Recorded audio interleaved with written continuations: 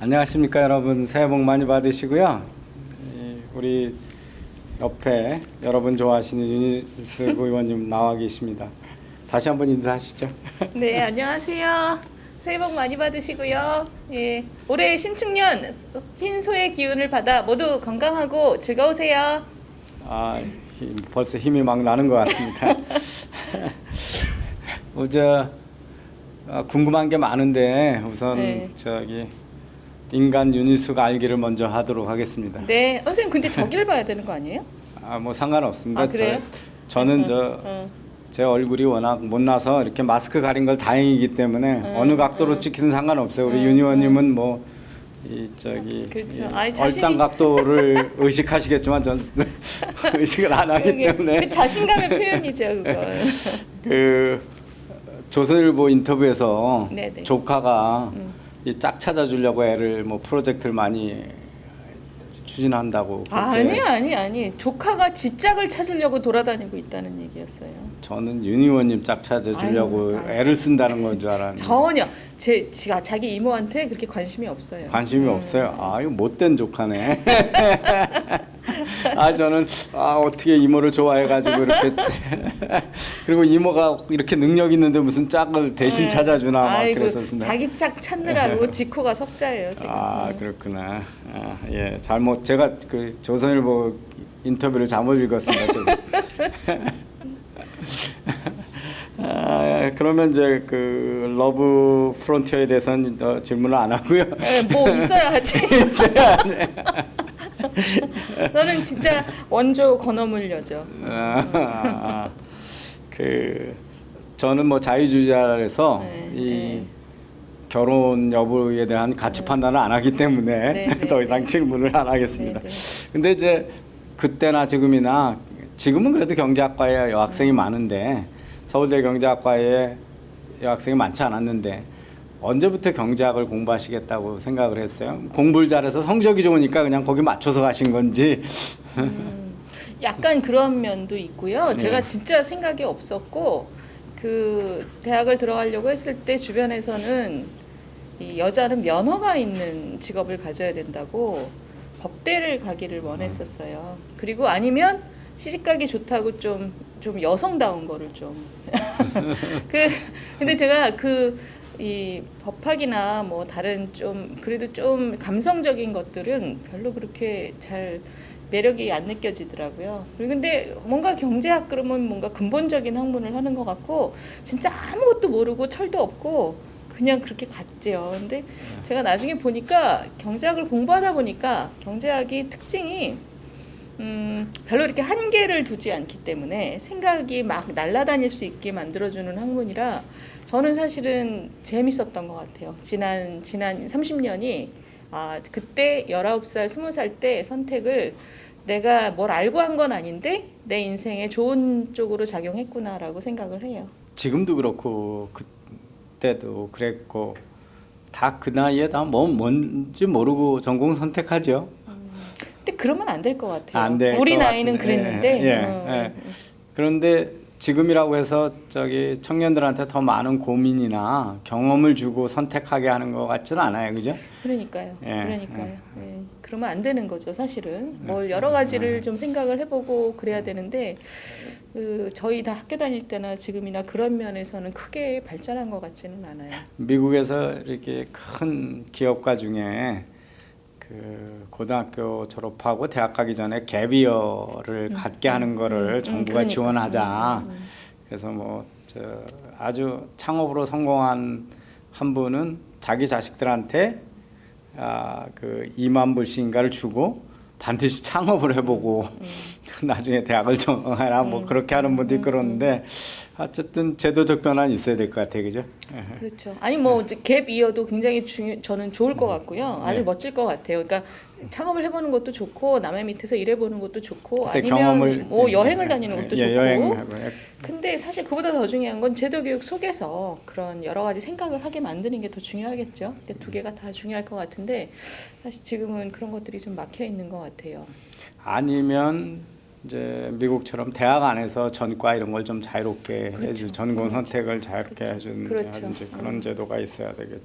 그렇죠. 오늘 여기 계신 저기 오신 분들이 그 유니스 TV 개국 사실을 알고 계시는지 모르겠네요. 아이고 대부분 모르실 거예요 지금. 예. 저입니다. 아세요? 유니스 TV가 개국이 됐고요. 네. 지금 유튜브에 찾아보시고 우리 윤 의원님 부탁하신 대로 가입도 하시고 좋아요도 눌러주시고 알람 설정도 해놓으시고 이 세 가지 다 하셔야 되는데 가입자 목표를 400만으로 설정하셨어요. 네, 네. 예, 그 진전이 어떻게 되고 계십니까? 현재 구독자 3,000명이고요. 뭐 400만은 하여튼 뭐 그 꿈이죠, 꿈. 뭐 이게 제가 꿈이라고 하면 사실 국회의원은 수익 활동을 할 수 없기 때문에 유튜브를 한다고 해서 무슨 뭐 수익이 발생하거나 그런 건 전혀 아닙니다. 그런데 제가 국민들하고 소통할 수 있는 방법이 뭔가 봤더니 지금 현재 제가 페이스북을 굉장히 열심히 하고 있거든요. 근데 페이스북의 독자들은 우리 선생님도 잘 아시겠지만 페이스북에 많은 분들이 왔다 갔다 하시지만 이분들은 기본적으로 글을 읽고 쓰는 것에 익숙한 세대예요. 그러니까 주로 제가 볼 때 50대, 60대, 70대가 아닌가 싶어요. 근데 이제 세상은 영상을 훨씬 더 익숙하게 여기는 세대들이 많은데 제가 그 세대하고는 사실 소통할 수 있는 채널이 아무것도 없더라고요. 그래서 이게 제가 정치에 들어온 이유가 뭔가 자유주의적인 그 아이디어를 퍼뜨리고 거기에 대해서 공감하고 담론을 만들어가는 거를 목표로 하는 이상은 국민들하고 소통하는 것을 제가 게을리하면 절대 안 되는데 페이스북만으로는 좀 지금 한계가 있다는 걸 이미 인지한 이상 뭔가 영상 쪽으로도 이걸 만들어야겠다 싶어서 유튜브 채널을 만들었는데 뭐 유튜브 채널이 워낙 많으니까 또 이병태 선생님처럼 또 거기다 전력을 제가 투구할 수는 물론 선생님도 전력을 투구하는 건 아니지만 어마어마한 에너지와 또 도와주시는 분들이 있는데 저희는 또 저희의 색깔을 만들어야 돼서 뭔가 국회의원으로서 전달해야 하는 메시지를 그 나름의 컨텐츠를 좀 가지고 그런 걸로 지금 컨셉을 잡아봤어요. 그래서 제가 원래 또 하던 것들이 뭐 이렇게 도표를 그리고 이걸 통해서 뭘 설명하고 이러는 거를 워낙 좋아하니까 약간 그렇게 내용이 있는 그 유튜브를 만들어가면 어떨까 이런 컨셉을 지금 잡고 지금 하고 있는데 뭐 아직은 그렇게 많이 알려지지 않아서 뭐 그래도 열심히 하고 있습니다. 오늘 들어오신 분들이 이 소식 퍼뜨리셔가지고 내일 날짜로 어떻게 3,000명이 4,000명이 되고 다음 주에 10,000명이 되도록 이렇게 해주시면 좋을 것 같아요. 근데 거기 조금 의외인 게 10만 명 달성하면 북한산 정상에 가서 라이브 하겠다. 그러면서 그걸 폭탄 선언이라고 써놓으셨더라고요. 내용이 너무 밋밋해요. 북한산 정상에 가서 라이브를 하는 거 하나도 안 어렵습니다. 이거 스마트폰만 가지고 가면 라이브를 할 수 있으니까. 북한산 정상에 최근에 언제 가보셨어요? 저는 자주 갑니다. 진짜로? 예, 진짜로? 예, 저는. 진짜로 100군데 그렇게 자주 가신다고요? 뭐 100군데를 자주 가지는 않은데 그 정도 자주 올라갑니다. 그래서 저는 뛰고 걷고 뭐 자전거 타고 이런 걸 워낙 좋아하기 때문에요. 그래서 그리고 남들이 폭탄 선언이 그러면 좀 기괴한 걸 한다고 하셔야지. 저한테 100군데는 그런 존재예요. 올라가는 거 저 자체가. 20대 때 올라가 보고 아직 안 올라갔어요. 뭐 올라가시면 폭탄 선언이라고 그러면 남들이 하기 힘든 걸 하신다고 해야 되는데 그 북한산은 뭐 취미로 올라가시는 분 많으니까 거기 가서 어떤 거를 하실 건지 좀 자세히 설명을 해주셔야 될 것 같습니다. 저는 올라가는데 방점을 두고 100군데에 올라가서 라이브 방송을 한다 그러면 저희 같이 일하는 친구들은 뭐라 그러냐면 100군데에 올라가셨을 때 제 모습이 너무 기괴할 것이기 때문에 거기 가서 그냥 몇 분 동안 사진만 내보내도 사람들이 너무 충격 먹을 거라고 그래서 폭탄 선언이라고 그렇게 쓴 것 같아요. 예, 알겠습니다. 더 이제 제가 정말 그러고 그런 게 뭐냐면 경제를 아주 재미있게 하시겠다고 재미있는 건 완전히 보장하신다고 그랬거든요. 근데 저는 사실 그럴 것 같은데요. 본인은 경제가 재밌잖아요, 그죠? 저도 재밌어요. 근데 전공이 그러니까 재밌는데 보는 사람들은 하나도 재미없어해요. 그래서 정치인 욕을 하거나 연예인 욕을 하거나 뭐 그래야 재밌어 하는 것 같거든요. 그래서 어떻게 재미있게 하실 건지. 네. 근데 선생님 그게 이제 우리 고민이기도 한데 네. 지금 남의 그 지금 세게 하는 얘기들 그리고 네. 연예인들 얘기 이런 유튜브들이 많잖아요. 예, 맞아요. 그런데 그 이 자유주의라는 것도 무작정 풀어놓는 게 자유주의가 아니잖아요. 자유주의 안에서도 그 사람들을 점점 더 나은 자신으로 고양시키는 것의 필요성은 항상 자유주의 안에서도 얘기가 있었단 말이에요. 저는 그런 면에서는 우리가 가지고 있는 담론장을 조금씩 그 고급화하고 그 사람들이 좋은 생각을 하고 바람직한 얘기를 서로 의견을 나누는 장을 만드는 것이 아마 선생님도 그런 생각으로 지금 유튜버를 하고 계실 것 같고 저도 사실 그런 그 꿈을 갖고 있는 거예요.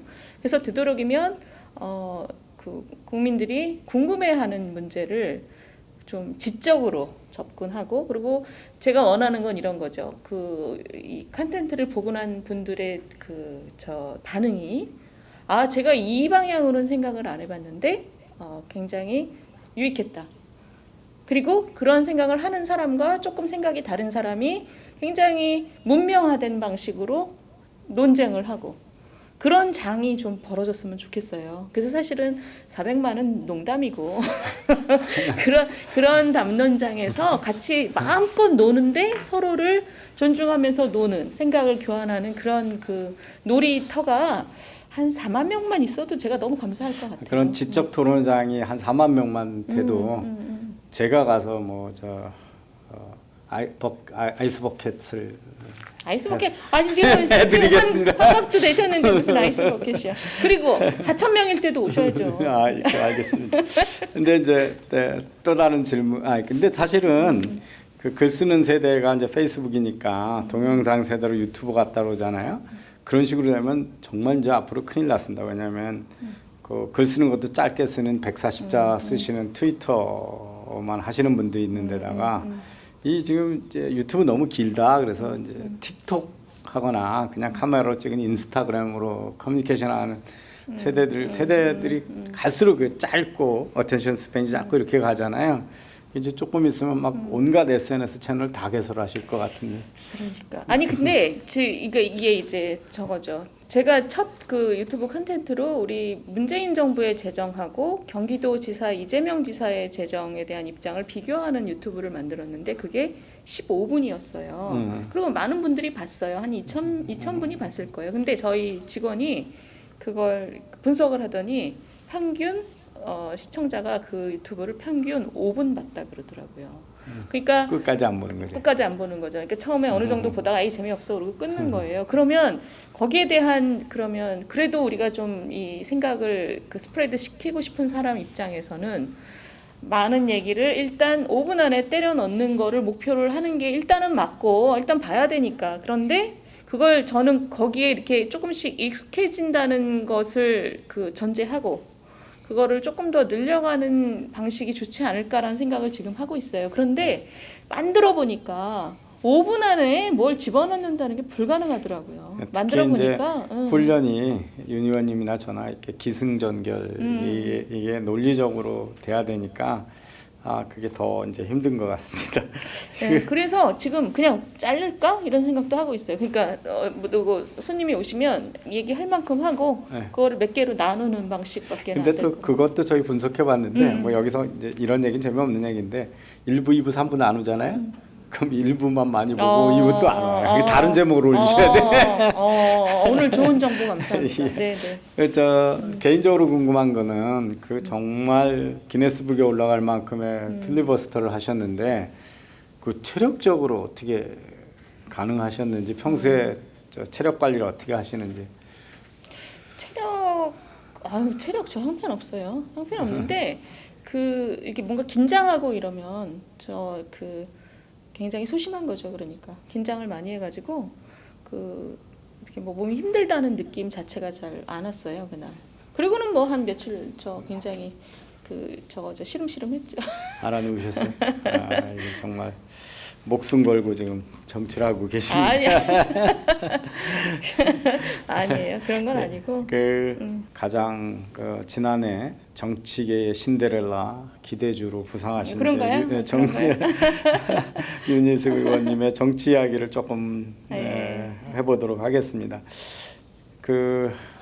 제가 이제 준비하는 동안에 잠깐 말씀드렸는데 저는 사실은 최근에 뭐 미국도 그렇고 우리나라도 그렇고 음모론에 빠진 사람들 이 현상에 대해서 이건 뭐 역사적으로 제가 공부해 보니까 뭐 음모론이 없었던 적은 없는데 왜 이렇게 이게 메인스트림 정치까지 들어와서 미국은 지금 그런 충격이잖아요. 그 음모론을 트럼프 대통령 본인이 이제 음모론을 주도하다 보니까 그 메인스트림 정치까지 들어와서 막 그러는데 그 정치 현장은 늘 또 우리 하우스 오브 카드인가요? 이렇게 정치의 권력 다툼을 보면 되게 음모론적으로 보잖아요. 예. 어떠세요? 그 학자로 계시다가 정치권에 가니까 이 정치권의 세몰이나 음모적 행태에 대해서 어떻게 좀 느끼시는 게 있나요? 아니면 우리 사회에서 그 부정선거론에 아직도 매몰되어 있는 음모론이 상당히 세를 얻고 있거든요. 저는 세를 얻고 있는 건지 SNS상에서 그 니치 마켓이라고 할까요? 그 작은 틈새 시장에서만 활성화되어 있는 건지 우리 사회는 아직 그런 거로부터 견고한 건지 전 잘 판단이 안 되더라고요. 예. 근데 저도 우리 의문을 갖고 있는 것이 그런 거잖아요. 생각들이 굉장히 다른데 같은 사안에 대해서 생각이 다를 뿐만 아니라 인지 자체를 다른 방식으로 하고 있는데 저는 사실은 제일 문제라고 생각하는 부분이 어떤 부분이냐면 그렇게 극단적으로 다른 인지를 사실에 대한 인지 자체가 다른데 그게 해소가 안 되는 거예요. 우리 사회는 지금. 네. 그 해소가 안 되는 것은 지금 이 음모론이라는 게 여러 각도에서 이 방향으로 보면 왼쪽부터 오른쪽까지 다양하게 존재해요. 그럼. 근데 그게 더 이상 해소가 안 되는 게 예전과 달리 왜 그럴까? 그게 저는 제일 중요한 문제 같아요. 그러면 뭐 SNS만의 문제가 아니고 그러면 애시당초 왜 SNS만 보는 사람들이 이렇게 많아졌고 메인스트림은 왜 저 사람들이 신뢰를 잃었고 메인스트림이 그렇게 신뢰를 얻게끔 행동하는 게 왜 계속 용인이 되고 있고 그렇죠? 그리고 그것을 용인하는 권력자들은 무엇을 지금 의도하고 있고 그 권력자들은 또 왜 저렇게 대놓고 국민들을 분열시키는 그 짓을 하고 있을까? 이게 보면 우리 전체 우리 사회의 정신이 저는 지금 이렇게 쇠퇴하고 있다는 느낌이 다른 게 아니고 다르게 인지할 수 있지요. 처음에는. 그럼요. 네. 그리고 감정적으로 그게 받아들여지지 않을 때는 또 한동안 그런 시간이 필요하다고 저는 생각해요. 그런데 그게 이렇게 오랜 시간 동안 서로 인지가 계속 다른 상태로 유지가 되는 거는 그리고 이제 적대 시대잖아요. 그렇죠. 그죠? 그리고 그 적대를 누군가 조장해요. 예, 적대 네. 분노를 조장하고 그리고 문명화되지 않은 방식으로 상대방을 이렇게 상처 주는 것을 오히려 그것을 갖다가 거기다가 도장을 찍어줘요. 뭐 이게 뭐 양념이고 그렇죠. 양념이고 이런 거 민주주의 양념이다, 에너지다 이러면서 문재인 대통령이 또 양념론 그렇죠. 있죠. 그 이낙연 씨는 에너지라고 그러면서 이게 무슨 정치의 에너지예요. 이건 정치 그냥 이거는 병증이죠, 병증. 그 병증을 공식적으로 공인을 해주는 권력도 있어요. 그러니까 지금 총체적으로 이 구조가 지금 굉장히 사회의 정신을 쇠퇴시키는 방식으로 가고 있어요. 그래서 저는 사실은 이게 제가 이제 정치에 들어오긴 했는데 이 정신을 쇠퇴시키는 이런 구조를 뚫고 뭔가 앞을 보여주는 사람들이 정치에만 있으란 법은 없어요. 물론 리더가 그런 좋은 리더가 있으면 좋지만 이것은 사실은 자기가 속한 영역에서 이런 것에 대한 목소리가 생겨야 되는데 근데 다행스러운 것은 최근 한 1, 2년 동안 이런 문제의식을 많은 사람들이 좀 느끼고 있는 것 같아요. 제가 이제 미국의 최근에 트럼프 대통령의 퇴진 과정에서 그게 아주 극단적인 형태로 그렇죠. 표출됐잖아요. 그래서 미국도 이제 지식인 사회에서 그 어떤 레코닝이라고 그러죠. 예, 소울 서칭을 하는 거죠. 왜 우리 사회가 지금 이렇게 됐나? 민주주의는 어떻게 위협을 받고 있나? 서부터 시작해서 많은 논의가 진행되고 있어서 사실은 제가 다음 주부터 그것들을 이렇게 테마로 잡아서 방송으로 좀 이제 준비를 하고 있는데 저는 그 미국이 터지기 전에 우리 사회에 지금 4.15 총선 후에 나타난 모습이 그런 병적인 모습이 거의 대깔꼬마니처럼 이게 겹쳐져 있어서 아주 정신적으로는 상당히 충격을 받고 있습니다. 이제 그 정치하신 기간은 짧은데 여러 가지 화두를 치고 나가셨잖아요. 그래서 이제 원래 전공이 이제 복지 쪽 하셨고 그 정책의 배반이라고 하는 것들이 이제 그런 쪽의 이야기들 중심으로 잘 쓰여진 책이었고 그다음에 이제 그 언니 얘기하시면서 교육 문제도 크게 한번 말씀하신 적이 있고 그다음에 이제 그 스타덤에 올려놓으신 그 5분 스피치인가요? 저 부동산 정책에 대한 이야기, 이렇게 여러 가지 여러 가지 정책적 이슈를 지금 담론을 만들고 계시고 논의를 하셨는데 우선 그 정치인으로서 제일 이루고 싶은 게 무엇이었는지. 저는 사실 정치에 들어왔을 때는, 그러니까 들어올 때 제가 굉장히 능동적이고 적극적인 그 결정을 한 건 아니에요. 그래서 지금도 사실은 그 점에 대해서는 제가 너무 어린애 같다는 생각을 해요. 그러니까 왜냐하면 내가 정치를 통해서 뭘 할 거야 이런 생각보다는 이런 생각을 오래 하고 준비를 했어야 되는데 정치를 제대로 하려면 저는 사실은 전문가 영입 케이스였잖아요.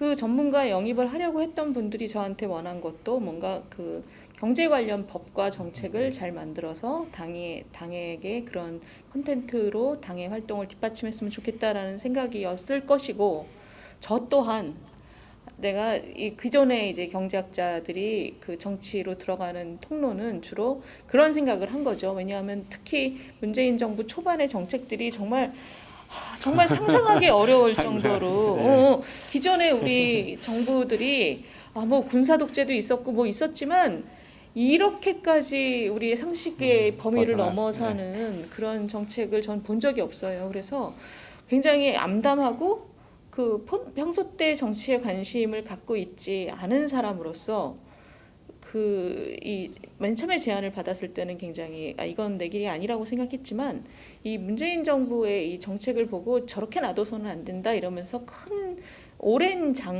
고민 없이 사실 정치에 들어온 케이스란 말이에요.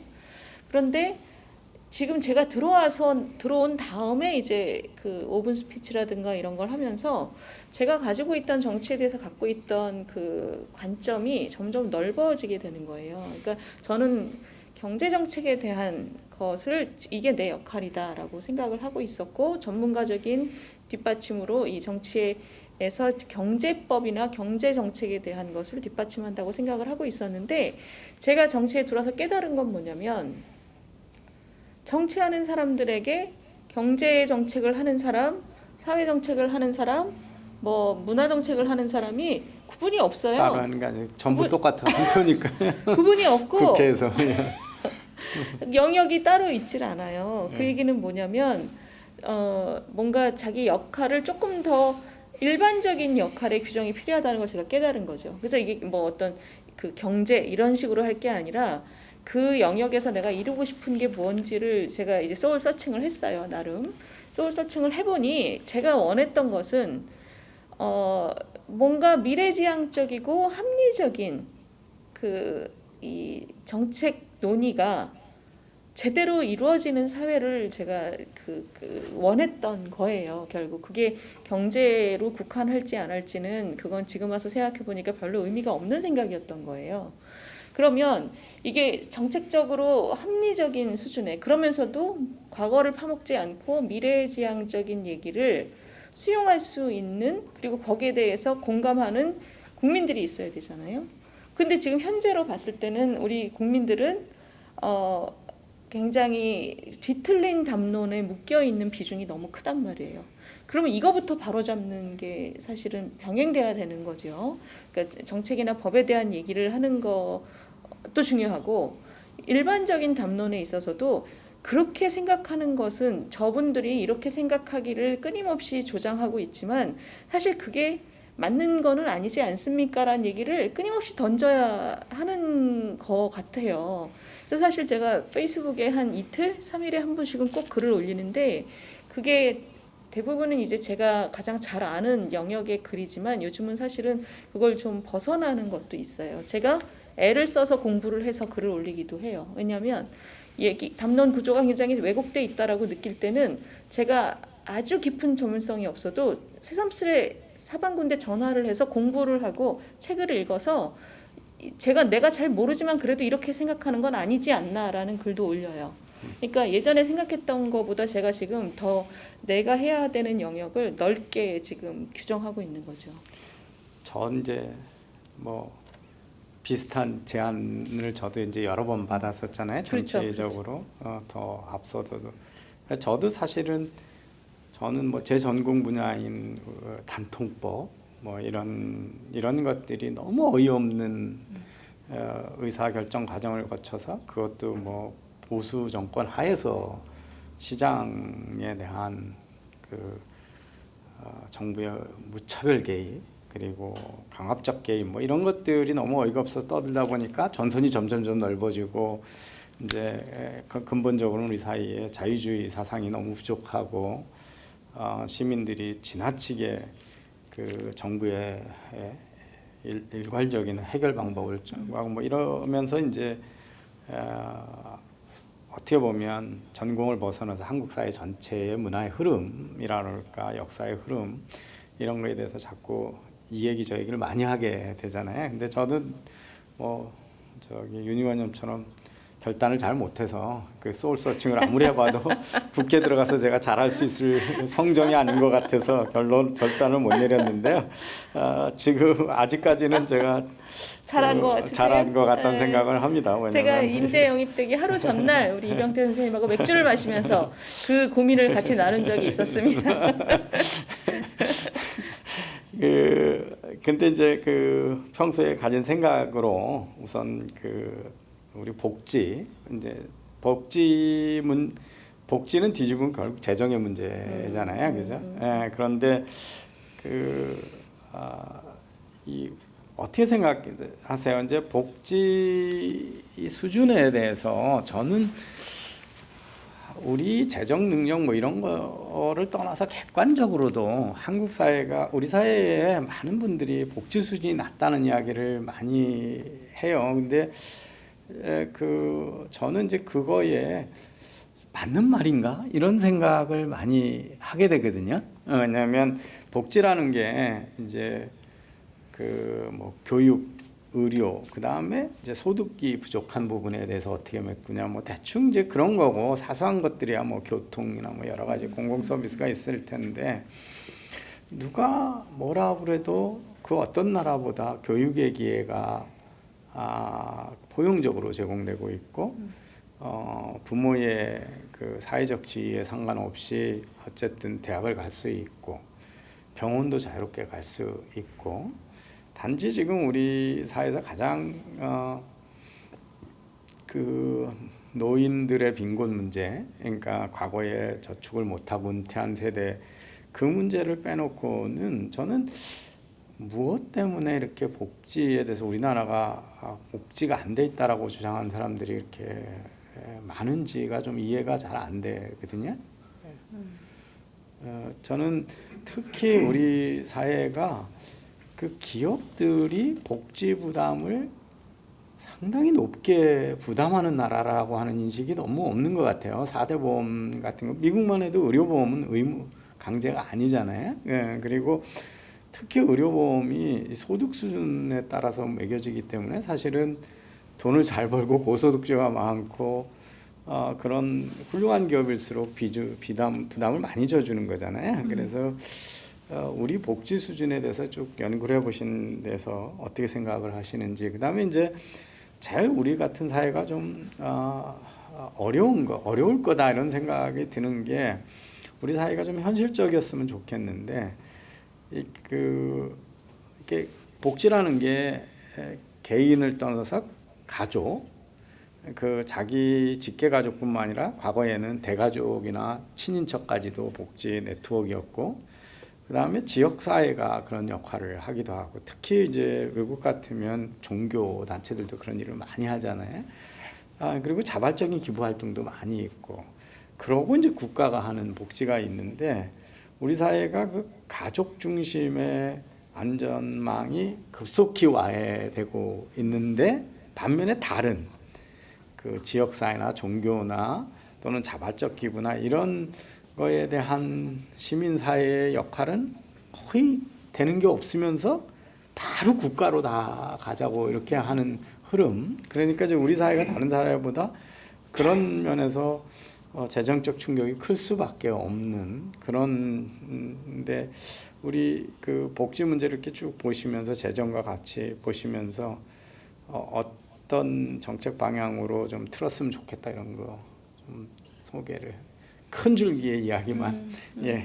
아니 그 얘기는 뭐 어떤 의미에서는 정치적인 얘기이기도 하죠. 예. 정치가들이 맨날 하는 얘기인데 제가 지금 이제 정치가로서 해야 될 얘기하고 학자로서 해야 될 얘기를 제가 아직 구분을 잘 못하는데 그냥 그런 거 지금은 생각하지 말고 편하게 얘기를 하면, 지금 선생님 말씀하신 것처럼 우리 복지가 아직 너무 형편없다 이렇게 생각하시는 분들은 주로 지출 수준을 가지고 얘기를 해요. GDP 대비 뭐 10%밖에 안 되는 나라는 OECD에서 너무 뒤다 이런 얘기를 하거든요.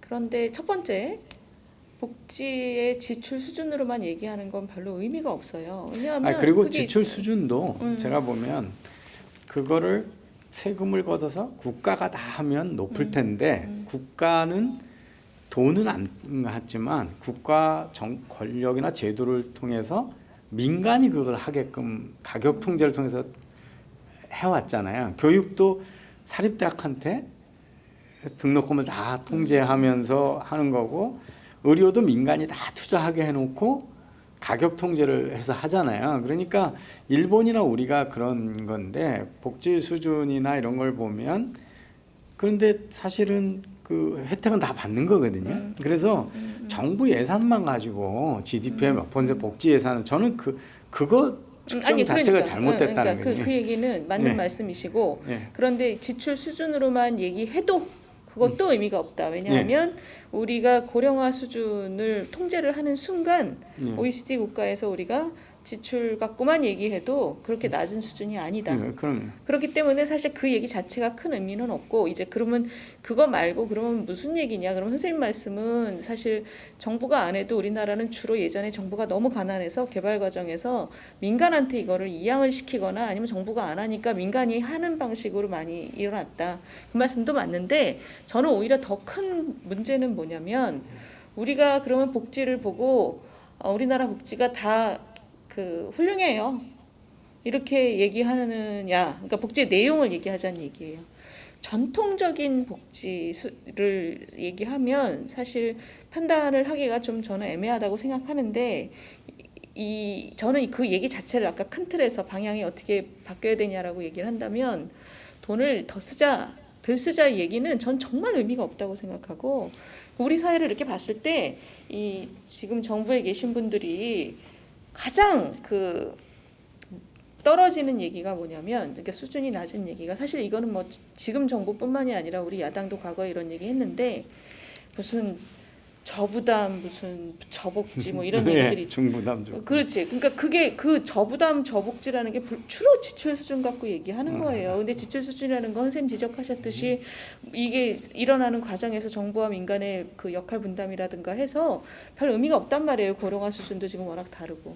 그러면 내용이 뭐냐? 내용에서 우리가 지금 뭐가 뒤쳐져 있느냐를 거기에 대해서 얘기를 해야 되거든요. 그러니까 앞으로 뭘 해야 되냐, 뭘 해야 되는데 지금 우리가 못 하고 있냐, 그거를 디파인 하는 게 사실은 정책의 방향이에요.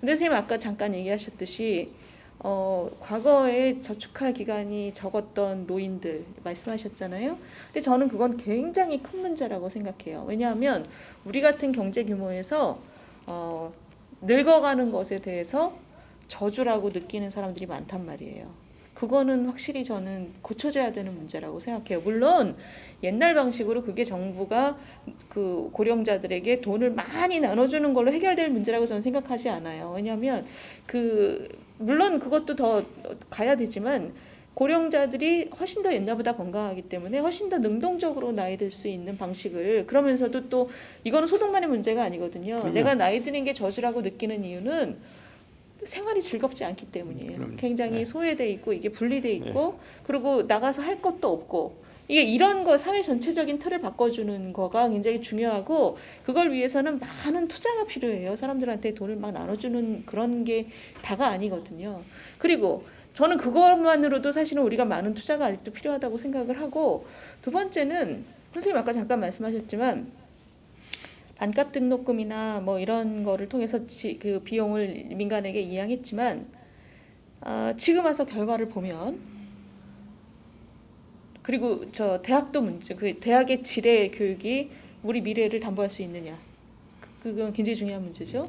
중고등학교 제도 교육도 마찬가지. 아까 선생님께서 우리만큼 포용적으로 교육을 제공하는 나라가 없다고 했지만 우리 교육만큼 고민이 없는 나라도 없어요. 그럼요. 그렇죠? 예, 예. 중산층 아이들 또는 빈곤층 아이들이 제도 교육만 받아서 자기 인생을 자기 뜻대로 운영할 수 있어야 되는 게 선진국이죠. 한국의 교육 성과는 특히 초중고 교육 성과는 아니 그러니까. 학교의 성과인지 학원의 성과인지가 아니 그러니까요. 그러니까 그 얘기를 어떻게 바꿔서 얘기하면 되냐면, 학원에 갈 여유가 없는 아이들이 제도 교육만 받아서 예. 정상적으로 자기가 원하는 인생을 살 수 있느냐. 예. 그거 심하게 우리는 잘못돼 있는 거예요 지금. 그게 네. 물론 금전적인 투자가 잘못돼서라고 저는 그렇게 보이지는 않아요. 그러니까 근데 저도 총체적으로 지금 예. 거기가 이제 막혀 있는 거죠. 예. 그리고 그 하나만 더 말씀드리면, 앞에 그거보다 더 앞단에 지금 많은 뇌가 이 인지의 발달이 더 어려서 많이 생긴다는 거잖아요. 그 어린 나이가 주로 정부의 돈으로 운영되는 어린이집 유치원이란 말이에요. 예. 그것도 지금 질적으로 굉장히 갈 길이 멀어요. 예. 그러니까 이게 지금 제가 말씀드리려고 하는 건 뭐냐면, 아까 선생님께서 복지에 대해서 어떻게 생각하냐고 하시면서 선생님께서는 우리 이 복지가 이미 어지간히 되지 않았냐라고 말씀하신 거거든요. 사실 저는 거기 동의해요. 그런데 기본적으로 이제는 국가의 인적자원 정책이라는 거하고 복지하고 많이 융합이 돼가지고 그걸 분리하기가 굉장히 어려워요. 그런데 우리가 지금 미래지향적인 인적 정책을 얘기를 할 때 우리가 충분히 투자를 하고 있고 충분히 거기에 대해서 고민을 하고 있냐 그러면 저는 굉장히 갈 길이 멀다고 생각해요. 제가 이제 아까 저도 거의 비슷한 고민들을 많이 했는데 그 수준 잡고 가지고 얘기하지 말고 그렇지.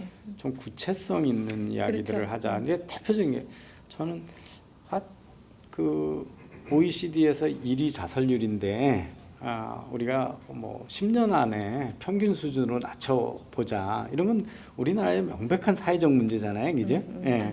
근데 그게 이제 대부분 노인 빈곤에서 많이 오잖아요. 그럼 결국 그리고 이제 제가 플로리다 가가지고 이렇게 제가 이제 애리조나도 살았고 남쪽에 있었기 때문에 리타이먼트 타운이 많이 빌리지가 있는데 가 보면 어떻게 했냐면 이렇게 바깥쪽에는 킨더가든이나 뭐 초등학교하고 이렇게 좋은 저택에 노인들이 있다가 장애가 진행되면 제일 안쪽으로 차츰차츰 옮겨가지고 제일 마지막에 이제 치매병원이 있거든요. 그러니까 나이가 들어도 사회에서 소외되지 않아야 되잖아요. 그리고 특히 이제 이렇게 요즘 태어나는 애들은 형제도 없고 그렇고 엄마 아빠가 직장 갔을 때 사실 노인들이 같이 어울려주는 것도 상당히 서로 그래서 그런 노인들한테 어떻게 하면 일자리나 사회적 기여를 계속 품이 있는 어떤 사회적 일원으로서 살아가는 기회를 만들어내는 쪽으로 좀 이런 식의 프로젝트 단위의 이슈 단위의 복지를 생각하고 그래야 되는데 매일 이제 세금 그리고 기껏하는 게 기본소득제 맨 놀고 먹는 사람들을 지원해주는 이야기 뭐 이런 얘기로 지금 자꾸 그걸 대고 이제 이런 것들이 좀 안타까운 건데요. 그렇죠.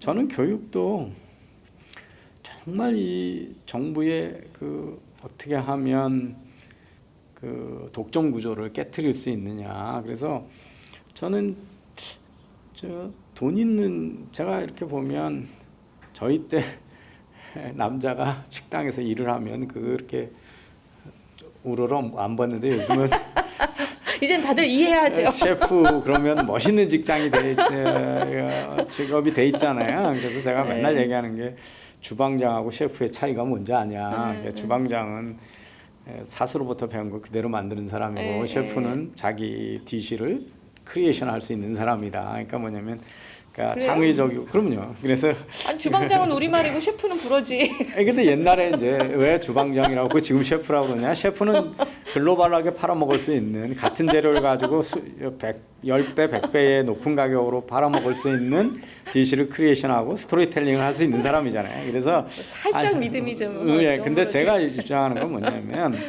아주 극소수만 그런데 뭐 프랑스나 이탈리아나 뭐 미국 같은데 쿨리너리 스쿨 가고 그러잖아요. 그래서 그런 거라도 좀 확 개방을 해서 중고등학교 때 네일 아트에 관심 있는 사람, 요리에 관심 있는 사람, 뭐 이런 게 최고의 직업 스쿨이라도 가고. 제가 그 핀란드 갔을 때 그 앵그리버드 만든 창업가가 지금 뭔 사업하냐 그랬듯이 그 핀란드의 그 우수한 유치원 교육 과정을 중국에다 수출하는 사업을 하는 거예요. 그러니까 그게 그 영리 유치원인데 우리는 지금 이제 완전히 그 유치원을 국유화를 못해서 난리를 치잖아요. 그렇게 함으로써 그 교육이 경쟁 체제가 되고 정말 수능 못 봐도 좋은 직업학교나 좋은 대학을 갈 수 있게 전 대학 같은 거 좀 외국 학교들이 와서 마음대로 캠퍼스 열게 좀 해주면 왜 안 되나.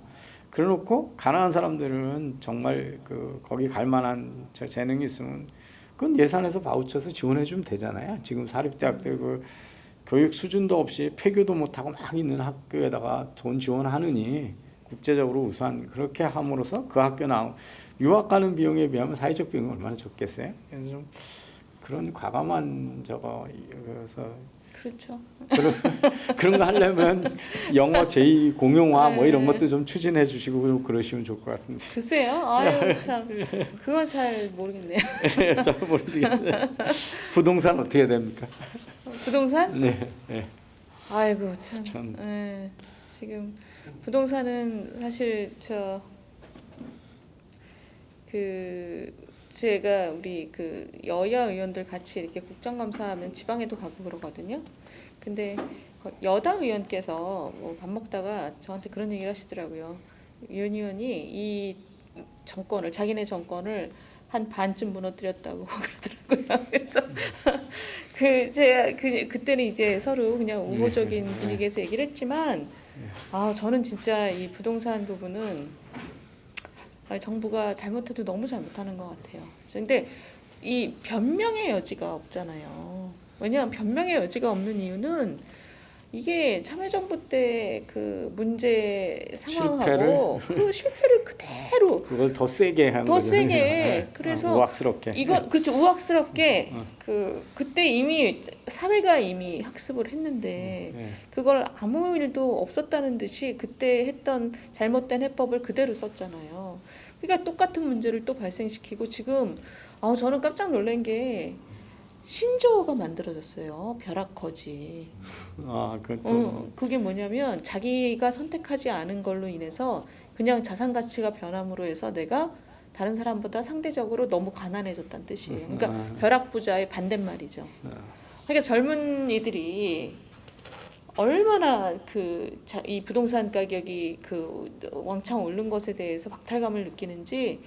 근데 사실 또 보시면 아시겠지만 부동산 가격이라는 게 한번 올라가면 내려가지는 않잖아요. 그럼요. 그리고 내려가는 게 바람직하지도 않고 확 내리면 또 큰 사회적 문제고요. 그렇죠.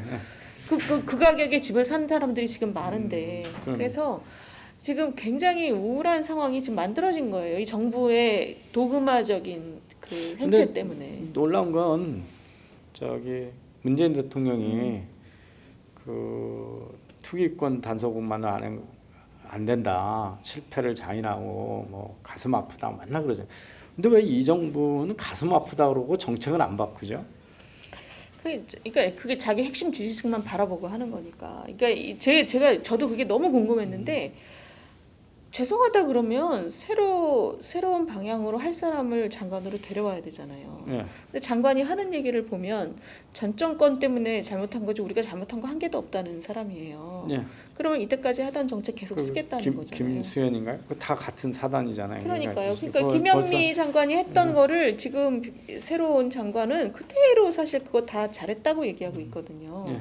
그러면 지금 그런 상황에서 우리가 앞으로 어떻게 될 거냐, 왜 이때까지 이렇게 했냐 이걸 물어보면 합리적으로 도대체 설명할 길이 없어요. 아니 저는 제가 노무현 대통령 때도 그렇고 이번 정권 시작하자마자 그래서 제가 중앙일보에다가 큰 칼럼으로 투기권이 부동산을 올리는 거 아니다. 부동산이 올리니까 투기권이 생기지. 인과관계를. 그렇죠. 정확하게 그거죠. 예, 그래서 아니 그러면 부동산 불경기되는 지역에 투기권만 투입하면 다 부동산 활성화돼 가지고 그렇죠. 부동산 경기 살릴 수 있는데 누가 걱정을 하냐? 투기권만 아니 정부가 투기권 역할을 하면 될 거 아니에요? 주택공사 가서 몇 채 사주면 그냥 주택 경기가 올라갈 그런 아주 상식 이하의 뭐 이번 정부는 아주 경제학 언론과 싸우기로 작정한 정부니까. 그런데 이제 그러니까 그렇게 생각하는 사람들이 지금 이 핵심이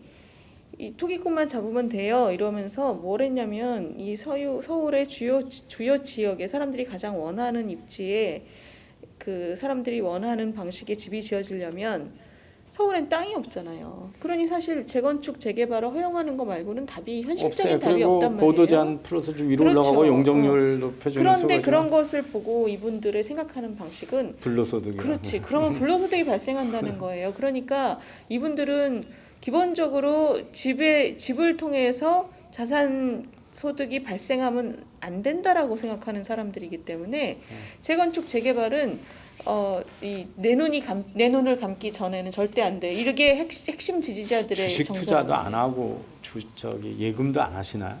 그러니까 참 이상하죠. 그러니까 자산에서 생기는 이익인데. 근데 이번에 그런 얘기 했잖아요. 이자 제한 이런 얘기 하는 걸 보면 굉장히 아랍적인 이슬람.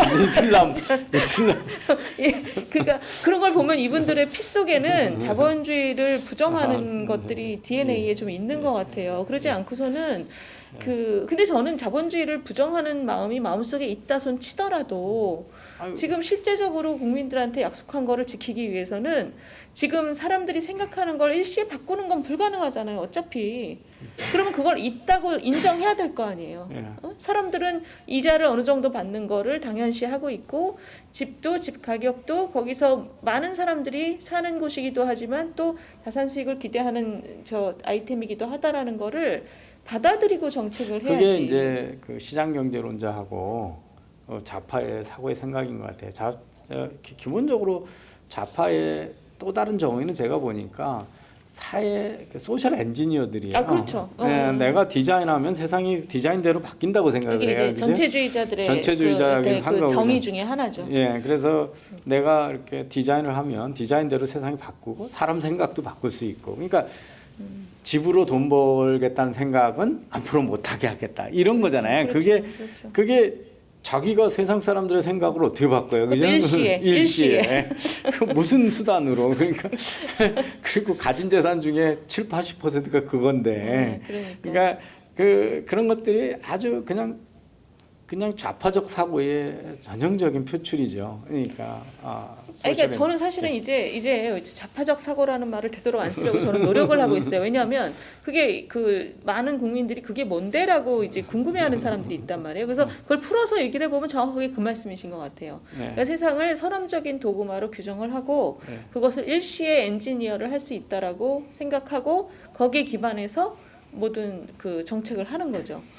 예, 지금 사회자가 너무 길어졌다고 재미가 없는가 봐요. 자꾸 그 압력이 들어오는데 우리 둘만 지금 재밌게 얘기하고 손님들 다 내쫓으면 어떡해. 저는 항상 우리 이병태 선생님 및 아까 FN이라고 그랬나요? FEN. 오늘 알았어요, 그게. 그런데 굉장히 그 FEN의 긍정적인 에너지에 저는 항상 감동을 받고요. 오늘 온 거 것도 사실 코로나가 한 1년 계속되면서 사실 우리가 사람을 되게 그리워하게 됐잖아요. 줌으로 뵌 것은 아쉽지만 이렇게 사람을 그리워하게 되는 그 마음을 잘 품고 있다가 이 코로나가 좀 잠잠해지면 대면으로 한번 뵀으면 좋겠습니다. 신축년에 건강하게 코로나 잘 피하시고 그리고 만사형통, 만산통 하십시오. 네, 감사합니다. 다음에 뵐게요.